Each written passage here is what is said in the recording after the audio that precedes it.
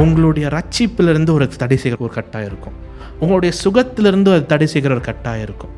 உங்களுடைய நல்வாழ்விலிருந்து அது ஒரு தடை செய்கிற ஒரு கட்டாயம் இருக்கும். அந்த பயத்தின் கட்டை இன்றைக்கி நம்ம உடைக்க வேண்டும்.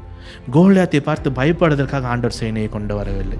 கோலியாத்தை பார்த்து பெலிஸ்தியருடைய இராணுவத்தை பார்த்து ஐயோ இவ்வளோ பெரிய ஒரு இராணுவம் இருக்குது, இத்தனை மக்கள் வந்திருக்கிறாங்க, 5 பட்டணத்திலிருந்து வீரர்கள் வந்திருக்கிறார்கள், நான் எப்படி சண்டை போட வேண்டும் என்று 12 கோத்திரத்தின் மக்கள் நிற்கிறதுக்கு ஆண்டவர் அந்த ராஜ்யத்தை கொண்டு வரவில்லை.